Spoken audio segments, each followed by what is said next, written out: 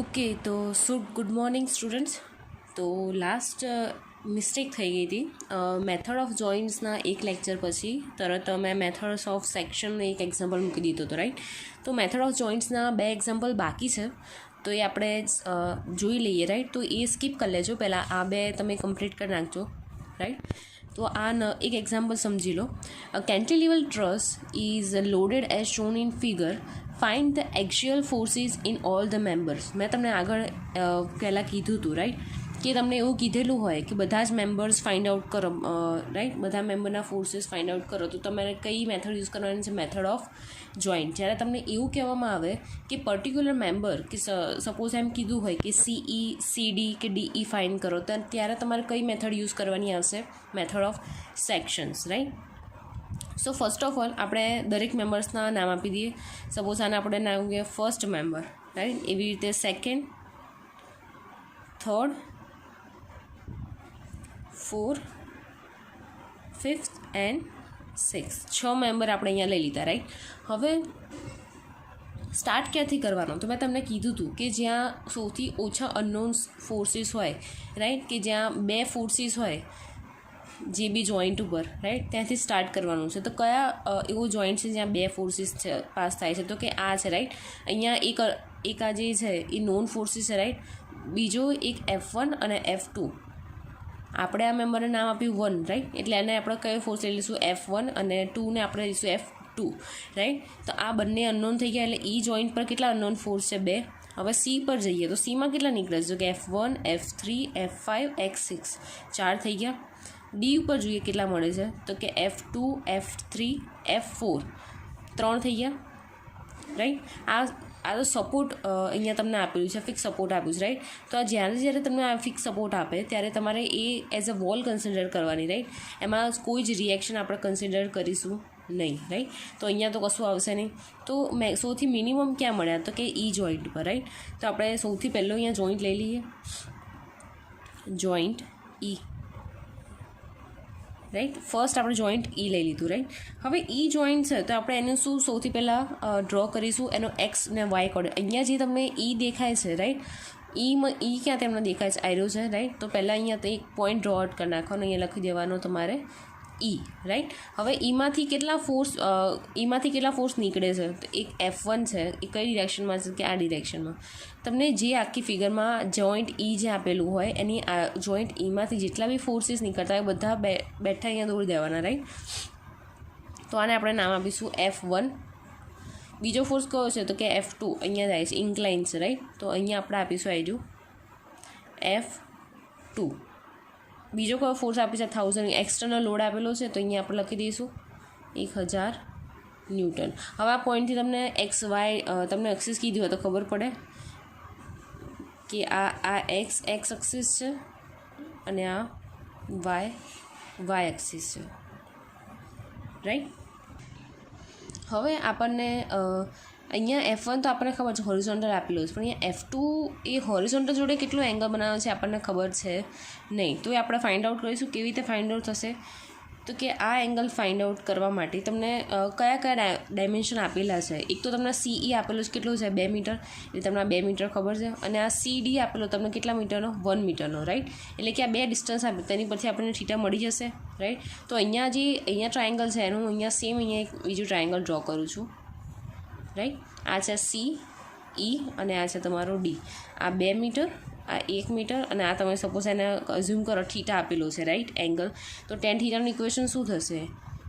tan theta is equal two સામેની બાજુ ભાગ્યા પાછળની બાજુ. સામેની બાજુ એટલે કઈ થાય? એટલે સામે કઈ છે? 1 મીટર ડિવાઈડ બાય પાછળની બાજુ એનું કેટલું આપ્યું છે? 2. તો તમારો થીટા કેટલો થઈ જશે?